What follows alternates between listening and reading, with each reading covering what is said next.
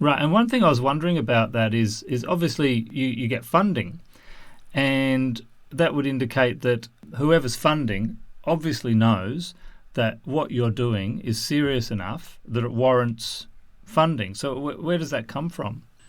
Well, this is a sore subject. Historically, the primary sources of funding for psycho research have always been private individuals who happen to have interest in the subject. Well, with one exception. I mean, it recently came to light that the U.S. government ran a program for about 20 years, Project Stargate. Stargate, right? Surreptitiously, but it was very well funded, and that's probably the major exception to the normal pattern. So again, that means that at an official level of government and the military, they've acknowledged that there is something here Yeah, that they wanted to potentially make use of. I think they were particularly interested in remote viewing yeah. because they wanted to use it as a way to spy on the Russians. But just think about what the military would do with these kind of abyss if they could really control them. But my speculation about this is that their findings were that yes, there is something there, but it's too unreliable to. I mean, when you're talking about going from a 25% to a 35% hit rate on four cards, that's not reliable enough to use it for intelligence purposes. Well, it could be if it were consistently that way. There are ways in which you can sort of improve the consistency, statistical ways, basically, of improving things. And by the way, there is now a 3-volume book series about this Stargate program written by people who were principals in it. Ed May is the physicist who ran that program for the last 10 or 15 years of it, anyhow. And they talk both about the experimental side of that program and also about the operational side, which had a lot of quite dramatic successes. You know, finding lost persons and planes that had gone down and that sort of thing. So it's all there for those who are interested in pursuing it. Amazing. Okay. Ed May even got he got his sort of opposite number on the Soviet side to collaborate in writing a book about their respective activities and perspectives. That's I can't remember the title of the book, but it's out there. Okay. That's brilliant. All right. So we've talked about broadly some psi abilities, whether you're going to call it clairvoyance or telepathy or whatever the case is. Mm-hmm. I'm particularly interested around any investigations and experimentation, of course, into telekinesis or psychokinesis. That is something that I've always felt like, yep, telepathy I can understand. I feel like I've had my own telepathic experiences. Uh-huh. I know there's a striking example of my father's that he had once in his life. Where he suddenly he just out of the blue thought of somebody he hadn't thought of since a decade, popped into his mind. The one telephone that was in the boss's office back in the 1960s, there was only one telephone. The phone rang. He had a strong feeling it was that guy. The boss poked his head out, said, "Gil, this is for you," and it indeed was that guy. Good. Yeah. And lots of people have that telephone experience, right? Yeah. But that's a striking Yes. example because this is somebody was out of his life. He hadn't thought of him for years and years, and suddenly he popped into his mind. Mm-hmm. And then the phone rang, and he had that strong feeling. So it was an incredible case. And my dad's a skeptic, but he's very much a physicalist. But he can't explain this experience that he definitely had. Mm-hmm. But I find that easy to deal with. But the idea of being able to move objects with your psychic energy, that's been a bridge that I've found difficult to cross. Yeah. Understandably. Well, in terms of experimentation, the history is basically it started with dice throwing experiments, which Ryan and company developed to a pretty high state of sophistication. And so there are experimental reports of that sort. In modern times, people have gone over to these electronic random number generators, RNG experiments. And there's quite a big literature about that now. And there is some pretty consistent evidence for small effects on the behavior of these systems. There's quite a bit of spontaneous case literature. And let me just mention two things there. First is the whole subject of poltergeists. There are quite a few of these cases. There are summaries of them in the various handbooks of parapsychology. They've been around forever in all societies, where certain people, for poorly understood reasons, seem to become centers of these unusual physical activities. Some of the cases were studied and reported in great detail. They're often associated with emotionally disturbed adolescents, not always by any means. People have very intense affect that they're having trouble expressing in any sort of conventional way. And it just comes out in the form of stuff happening in the environment. So that's literature worth looking into. And I want to mention especially one particular case, the Catholic Saint Joseph of Cupertino, who was a 17th century saint, who was written about by one of our friends and colleagues here in Charlottesville, Mike Grosso, in a book called The Man Who Could Fly. Now, there are a number of stories of this sort in the literature of Catholic saints, and these stories are sort of, they come out in the proceedings for sainthood. And these are really serious kind of proceedings. They're much like legal trials, in which there's there are people for and against the motion for sainthood and all that, and witnesses are deposed, and they're carefully categorized in terms of the quality of the evidence that they provide and all this. Anyway, the basic story about Joseph is that he was observed on literally hundreds of occasions in broad daylight by thousands of persons, sometimes including highly skeptical persons, rising off the ground. And we're not talking about millimeters or inches, we're talking about meters, sometimes as much as 30 meters in the air, remaining there for minutes at a time. These are not subtle phenomena. And they were people were there to see, kind of, because this guy was a celebrity in Europe during this period of time.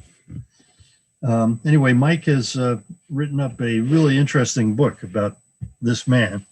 And I mean, to be blunt, I don't think you can disregard this amount of evidence and this quality of evidence without discarding virtually all human testimony. There's so much of it, and so much of it is so good that however much we want to resist the conclusion that this guy could do this, he did. And it was interesting because it invariably happened in conjunction with an ecstatic state of consciousness.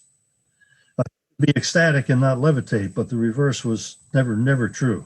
And why is that? I mean, something about that state allows this stuff to happen.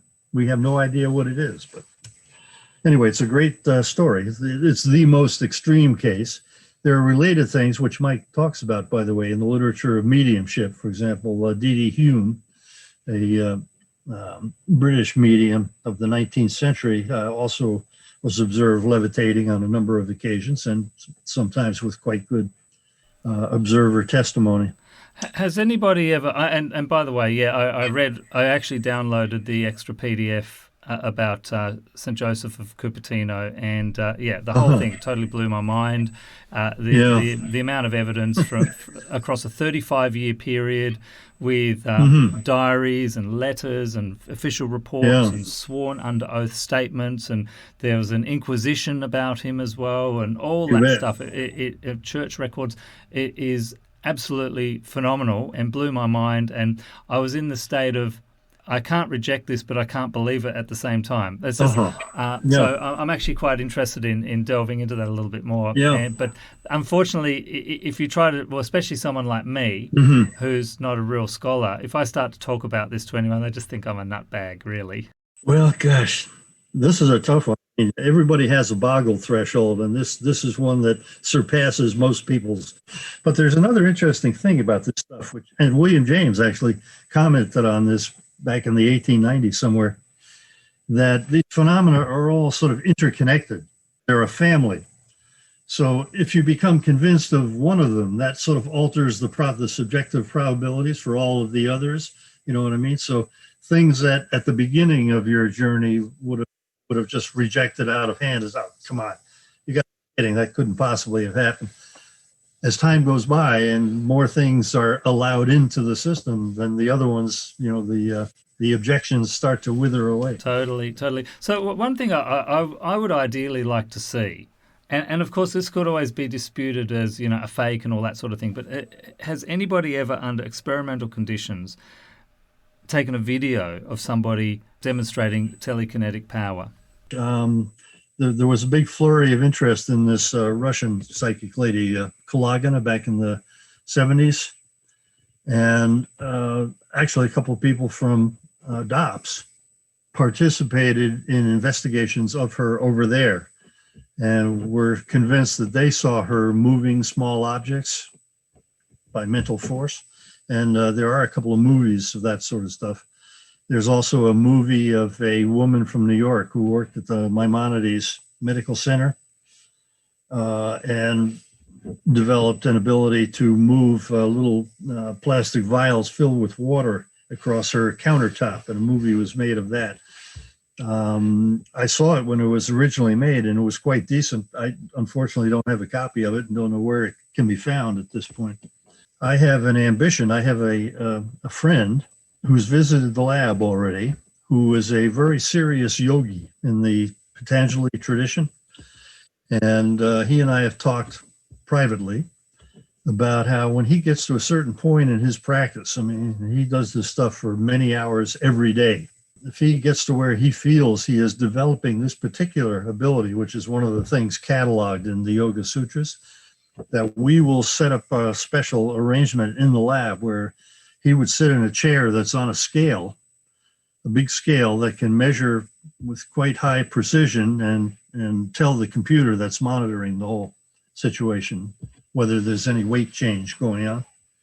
So that's my hope at some future point, to do that experiment and show him actually losing weight and perhaps even rising a bit off the chair. Wow, that would be amazing. All right, so now we did say we were going to get onto the quantum physics side of things, and you mentioned in your last interview that, and I'm really interested in this, and that physicalism, the material scientific concept, has really been dead since the advent of quantum physics. And to my mind, I can kind of grasp in a way, but I feel that most people would think that quantum physics is just another aspect of physicalism, so there's really no contradiction there. Okay, this is an important point. When I speak of physicalism, I'm talking about the modern sort of philosophical purification of the materialism of previous centuries. And the kind of physics that's involved there is specifically the physics of the late 19th century. You know, physics started basically by banishing mind and consciousness from its sphere of interest. We're only going to investigate external phenomena using quantitative methods. And that led to this whole picture of, atoms and subatomic particles as little self-existent stuff at the very bottom of reality. That's the kind of physicalism that we have been attacking in our books. The reason is that this is the kind of physicalism that most mainstream psychologists, biologists, neuroscientists adhere to. I mean, we all know that there's been quantum mechanics and relativity and all that, but those things happen at scale so remote from everyday life. Too big, too fast, too small to be of direct impact on us. And this classical physics was really invented for stuff on our scale, and size and speed and so on. And it's the story, certainly I grew up with as a kid, probably kids still do. They may hear something about quantum theory late in the piece or in college somewhere. But for all practical purposes, what most working scientists in the areas that I operate in, when they think of physics, they're thinking late 19th century physics. And that's the physics, the limitations of which have come out not only in physics itself through quantum theory and relativity, but in its application to problems of mind and consciousness. That's where my interests lie. And just to, too many psychologists talk about physics these days. I'm going to quote a physicist who was part of our group at Esalen. Henry Stapp is a very eminent quantum theorist, inventor of one of the main mathematical technologies of quantum theory, S-matrix theory. And he said repeatedly matter as classically conceived, meaning late 19th century matter, does not exist, period. And that classical concept is that they're just like little balls, effectively. Yeah. I mean, I've known for quite a while now that actually these little balls, as you might conceptualize them, are actually mostly space. They keep on talking about how even protons and neutrons is mostly it's just empty. So it's almost like it's just like some energy field which is whizzing around or something. That's the way I envision it. Mm-hmm. Yeah, particles sort of welling up out of the quantum vacuum and all that. But this is way beyond my sphere of competence. Okay. I don't want to talk about it any more than that. It is possible, I agree, that some future physics, probably going well beyond even what we have now, could bring consciousness back in. Physics exiled consciousness back in the 16th century or whenever, and it may ultimately let it back in as an official part of science. So some future form of a much more sophisticated and universal physicalism could accommodate the stuff we're talking about. I believe that. I was thinking something along the lines of how it's very well established within quantum physics that subatomic particles remain as a probability and then collapse into a specific thing when they come under conscious observation. Yeah, Henry Stapp is very much of that school. It's the Copenhagen interpretation of quantum theory. Quantum theory has two very different sides to it. One is all the practical applications. And a lot of people, when they teach quantum mechanics, they tell the students, don't even try to think about what this may mean. Shut up and calculate, because then we can build all this great stuff that we have now. But there are a certain number of physicists who aren't satisfied with that and who've been trying for a century plus now to understand its sort of metaphysical foundations and meaning. And this Copenhagen interpretation is one of those, but there are a bunch of others, and there's no general agreement about who's on the right track, as far as I know. I see. And then, of course, you're getting all the way down to string theory, which has been getting a lot of attention. Yeah. But then, of course, the repercussions of that, where you've got infinitely splitting universes into different... I know. Seems a bit metaphysically extravagant, doesn't it? But they take it so seriously. That's what I don't get. Oh, yeah. But let me just mention... one person on a list that I belong to is Brian Josephson, who got a Nobel Prize in physics for his work on solid state physics when he was like a teenager. He describes string theory as, quote, vapor physics. What does that mean? All math, tremendously complicated math, but no experimental verification anywhere in sight as yet. There's a friend of mine that said that you would be able to conduct an experiment on string theory, but the size of the laboratory would have to be as big as a galaxy. Yeah. That kind of stuff. All right. Let's get back into my low-level territory. Okay, well, we're going to talk about NDEs, OBEs as well. Okay, and I remember reading about an investigation conducted by a Dr. Michael Sabin back in the 80s, and where he had a control group as well as seasoned cardiac arrest patients that claimed out-of-body experiences, and then he devised a series of tests. And I thought that was sounded to me like excellent work. But I started wondering, well, surely there's been other work like this done in the area, and with my, very short look around for something like this, I couldn't really find anything. So, but what's your knowledge of research in this area? That's probably still, I think, the outstanding study of that type. Yeah. Let me just mention, particularly for a general audience, our colleague at DOPS, Bruce Grayson, is probably the world's leading NDE researcher. And he, next month, will be publishing his book. Its title is After. After.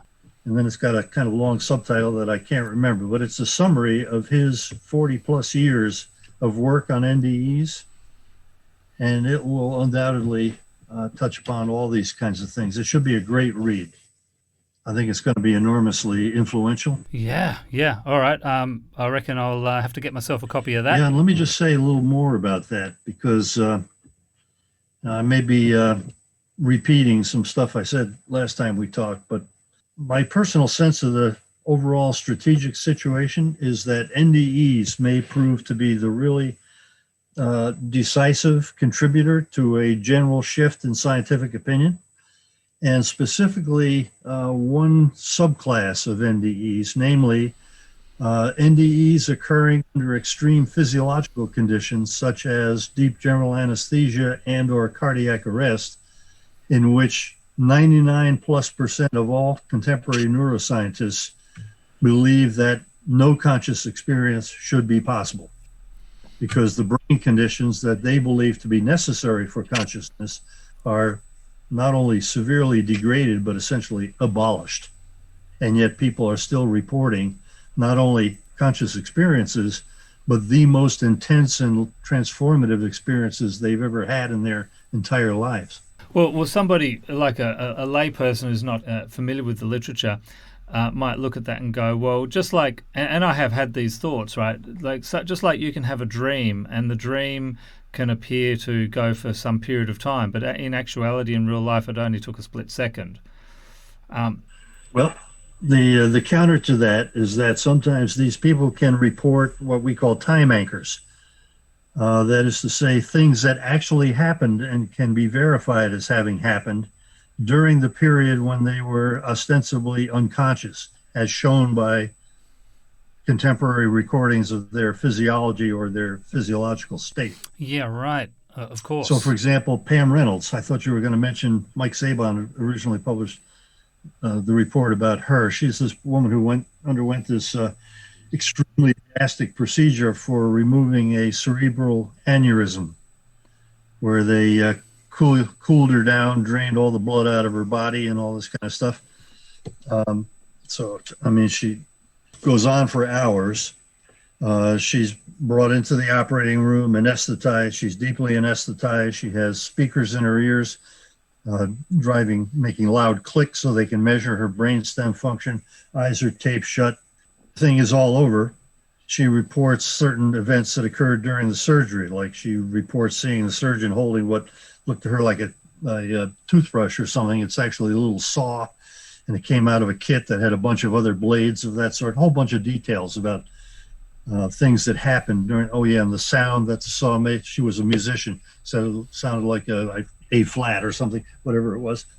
And again, these details corresponded to what was actually going on at a time when she should not have been able to have any experience. And these reports always come after the period of unconscious. I mean, some people will say, okay, what really happened is Pam, for example, was not really conscious during that procedure. She just had an ESP experience later on when her brain recovered that told her what went on during that time. But the fact that, of course, the subject denies that that's what it was, that it was a contemporaneous experience that she's recalling at the later stage, not having at the later stage. Anyway, there's a good place to look. This will be in Bruce's book for sure. And we also have a good bit about it in our book, Irreducible Mind. Chapter 6 is about NDEs and related states. And it not only describes this case and some related ones, but also why they are such a challenge to contemporary neuroscientific orthodoxy and to physicalism. Yeah, right. There's a handbook of NDEs, too, of which Bruce is a co-author, covering the first 30 years of research in that whole field. Good source. And I really picked up on the fact that you're really, really cautious and methodical in your approach. You don't accept concepts easily. It was especially illustrated to me when I think it was on a YouTube conversation I saw you say that it wasn't until completing Irreducible Mind that you became convinced of the fact of post-mortem survival of consciousness. Well, there wasn't even quite that much, to tell you the truth. I became convinced that the usual objection to it, the biological objection, that mind and consciousness are manufactured by neurophysiological things going on in the brain. If that's true, there can't be any survival. But what we had shown with Irreducible Mind is that there's an alternative way to think about the correlation between the mental and the physical. This transmission theory is in James's terminology, or permission theory, which I prefer actually. the idea that they're sort of functionally distinct, so that minds are normally working with well-functioning brains, but they can conceivably function on their own. That doesn't prove that survival happens, but it opens the logical door to the possibility of survival and makes a decision on the question of survival a matter of the quality of evidence. And there's quite a lot of really very good evidence out there for some people surviving for some period of time under mostly unknown circumstances. We don't know a whole lot, but even getting that foot in the door is enough to really drastically change our conception of reality. From what you've seen, do you think that this only happens to some people, or is it just a general property of the nature of consciousness? I was always convinced by the idea that energy can't be created or destroyed; it just transforms its manifestation. And I always thought of consciousness as being a different type of energy, not material energy, but a spiritual energy, which again it just takes on a different form when it no longer manifests through a physical body. Well, something like that is certainly plausible, and I have to say I share your intuition of that. If these things happen to anybody, they must happen to pretty much all of us. But for example, a few children report memories of past lives, but they also typically rapidly forget. Stuff just kind of goes away as the new life, takes shape. So it's quite possible that what's special about these children is just really whatever it is that makes them remember. And an interesting point about that is that one of the most conspicuous features of the entire body of cases is the very high proportion of violent death in the previous personality. And it reminds me of this thing, it's called the Zeigarnik effect, where it was a study of waiters in a New York restaurant or something like that. It's as long as a complicated order remained to be fully satisfied, the guy would remember it, but as soon as the job was done, forget it entirely. And so these are people who are being sort of snuffed out while they still have important stuff to do, or they think they do anyhow. And for some reason, they may have more of a tendency to recall stuff from the previous life, so unfinished business kind of idea. Yeah, because it can also happen if they die of a sudden a disease as well. Yeah. So not just an accident or a murder or something. Right. All right. So I think we're sort of moving towards an interesting point here, which is we've basically shown that the what you call the production model of consciousness being produced out of the physical structures of the brain is probably not what's happening here. In fact, we can't use that model to account for the phenomenon that we have documented, right? Right. So can you tell our listeners a bit about the model that we're now looking at as the alternative that we want to be moving towards? Right. I'm going to put this in very brusque terms. It's way too big a subject to try to go into, and complicated subject.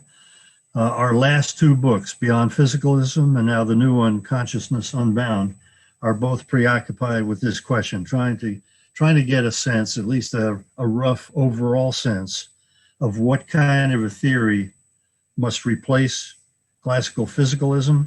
And in a nutshell, I think it will be some version of idealism, which is essentially the opposite of physicalism. Instead of taking little bits of solid stuff as the basis of everything, it takes mind and consciousness as the basis of everything. But not just our little puny individual minds and consciousness but some colossal consciousness at the foundation of everything. And I'll just add one, and our books actually develop altogether now, I guess, about 15 or 16 different theoretical pictures of that sort, some classical, some modern, some philosophical, some scientific.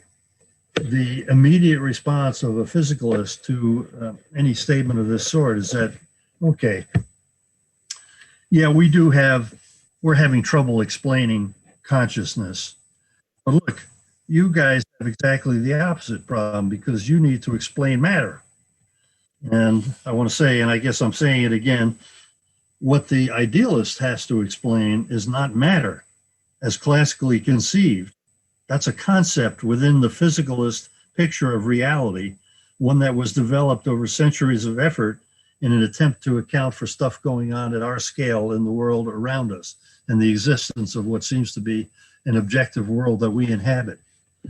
What the idealist has to explain is those regularities themselves, the stuff that the concept of matter was invented to explain and did a great job of explaining up to a certain point.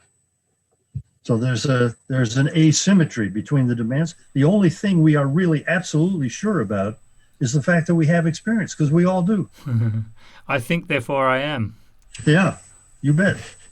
And that's the starting point for all of these new theories that we're trying to develop and scout out. Wow, okay. That's the epilogue, basically, to the new book, is my attempt to say in like 5 pages or something what it all adds up to. Okay. Right. I think the big takeaway for me was it's basically this idea that consciousness is something that exists on a different plane or dimension of existence. It's certainly part of the reality, the world that we exist in. But the way that it works is it and interacts with the brain is that it filters into the brain as a way of interacting with this material world that we're in. And the brain acts more like a filter and a restricting valve than a generator. Is that correct? Sort of, yeah. Yeah. I mean, you, like me, are lapsing into this kind of dualist language there, and I think that will ultimately go away. William James, when he first introduced the idea of the transmission model, pointed out in a big footnote that he was speaking in dualistic terms, but he aspired to overcome that residual dualism, and that was the whole last part of his professional philosophical life. And in fact, in chapter 14 of Beyond Physicalism, I trace that whole history with William James, where he starts with Myers's model of the psyche and develops that into a metaphysical picture of the nature of reality. Okay, now this pretty much concludes the main thrust of the interview that I wanted to cover with you. Yeah, in fact, really, this might be one of the big takeaways from this series of talks, is just to encourage people to take an interest in the subject, but to remind them that they have to be really careful about it, and don't sort of put their critical skills in their pockets. Be prepared to use them harder than ever before, maybe, to discriminate what's meaningful and useful from what isn't. Yep. All right. Well, look, I'll leave it with you then. Ed, thank you once again for taking the time to speak with me today.